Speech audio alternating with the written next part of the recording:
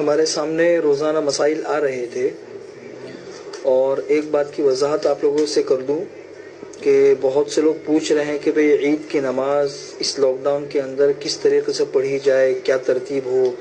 تو انشاءاللہ عید سے 2-3 دن پہلے آپ لوگوں کے سامنے اس کے تفصیلی مسائل آ جائیں گے انشاءاللہ.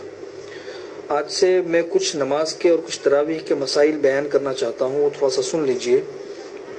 ایک تو تراویح کے بارے میں یہ سن لیجئے کہ تراویح کی نماز جس طریقے سے مردوں کے لیے سنت مؤکدہ ہے، اس عورتوں کے لیے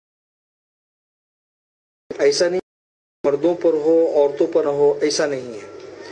دوسرا مسئلہ یہ ہے کہ تراویح کی نماز کے اندر افضل اور بہتر طریقہ یہی ہے کہ 2 رکعت کر کے نماز پڑھی جائے، 2 رکعت کے اوپر سلام پھیرا جائے.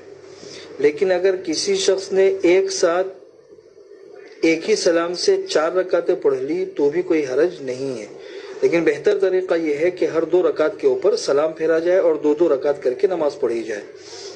تیسرا مسئلہ یہ ہے کہ تراویح کی جو نماز ہوتی ہے نا، تو اس میں ترتیب وار 3 چیزیں ہیں. پہلے عشاء کی نماز ہے، پھر تراویح کی نماز ہے اور پھر وتر ہے. عام طور پر یہ تینوں چیزیں جماعت کے ساتھ پڑھی جاتی ہے. پہلے عشاء کی نماز جماعت کے ساتھ ہوتی ہے، پھر وتر ہوتی ہے، پھر تراویح ہوتی ہے اور پھر وتر کی نماز ہوتی ہے. یہ اصل ترتیب ہے. دوسرا یہ سمجھ لیجئے کہ تراویح کی نماز کا جو وقت شروع ہوتا ہے وہ عشاء کی فرض نماز کے بعد سے شروع ہوتا ہے اور رہتا ہے صبح صادق تک. لہذا اس سے یہ بات سمجھ میں آئی کہ اگر کوئی شخص عشاء کی فرض نماز سے پہلے اگر وتر پڑھ لے تو پھر اس کی وہ سنت مؤکدہ ادا نہیں ہوگی.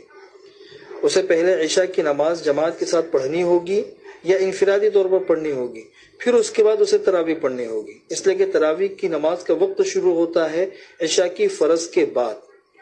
اگر امام صاحب نماز پڑھا رہے ہیں، عشاء کی نماز جماعت کے ساتھ ہو گئی، تراویح بھی شروع ہو گئی اور اب کوئی ظاہر سی بات ہے عشاء کے ساتھ تو انفرادی، پھر اس کے وتر کی جو نماز ہے وہ تراویح کے بعد یہ بہتر ہے.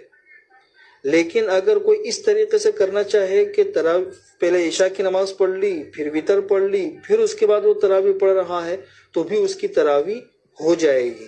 لیکن بہتر طریقہ یہ ہے کہ پہلے تراویح ہو اور پھر اس کے بعد وتر ہو. لیکن اگر کوئی شخص تراویح کے اندر کچھ رکعتیں ہو جانے کے بعد شریک ہوا اور اب وتر کی نماز جماعت کے ساتھ ہونے والی ہے تو پہلے وتر کی نماز جماعت کے ساتھ پڑھ لے عشاء کی فرض کے بعد اور پھر اس کے بعد تراویح پڑھے. یہ بہتر طریقہ ہے. اچھا، جیسے میں نے آپ کو بتایا کہ تراویح کی نماز کا وقت ہوتا ہے صبح صادق تک. صبح صادق سے پہلے تک کسی شخص نے پڑھ لی تو بہت اچھا ہے.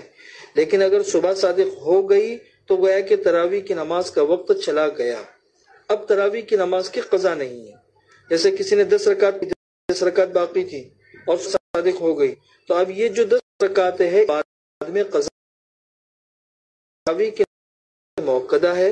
اور مؤکدہ اور نفل نماز ان چیزوں کا وقت گزرنے کے بعد پھر اس کی قضا نہیں ہوتی ہے. قضا نماز جو ہے سنتوں کے اندر وہ صرف فجر کی سنتوں کے لیے ہے کہ فجر کی سنتیں اور فرض اگر کسی شخص کی چھوٹ جائے تو زوال سے پہلے تک سنتوں کی قضا کی اجازت اور گنجائش ہے. سنت فجر کے علاوہ دوسری کوئی سنتیں نہیں ہے کہ جن کی وقت نکلنے کے بعد اس کی قضا ضروری ہو. اسی کے ساتھ میں یہ مسئلہ بھی دھیان میں رکھے کہ جو امام نماز پڑھا رہا ہے تو اس کی نیت کا طریقہ تو میں نے بتا دیا تھا، لیکن جو مقتدی پیچھے نماز پڑھ رہے ہیں ان کے لیے بھی 2 چیزوں کی نیت کرنا ضروری ہے. ایک تو نماز کو متعین کرے کہ میں امام کے پیچھے کون سی نماز پڑھ رہا ہوں، ظہر کی یا عصر کی یا اسی طریقے سے تراویح یا وتر، اس کو متعین کرے. نماز کی رکعتوں کو متعین کرنا ضروری نہیں ہے کہ میں 4 رکعت پڑھ رہا ہوں یا 2 رکعت پڑھ رہا ہوں، تو نماز متعین کرے. اور دوسرا، اگر امام کے پیچھے پڑھ رہے ہیں تو امام کی اقتداء کی بھی نیت کرنا ضروری ہے کہ میں اس امام کے پیچھے نماز پڑھ رہا ہوں. امام کی اقتداء کی نیت نہیں کریں گے تو نیت مکمل نہیں ہوگی. تو ایک تو نماز کو متعین کرے اور دوسرا امام کی اقتداء کی نیت کرے کہ میں اس امام کے پیچھے نماز پڑھ رہا ہوں. تو یہ دونوں چیزیں ہوگی تو نیت مکمل ہوگی. تراویح سے متعلق اور اسی طریقے سے نماز سے متعلق کچھ اور مسائل ہے، وہ انشاءاللہ کل آپ لوگوں کے سامنے آ جائیں گے۔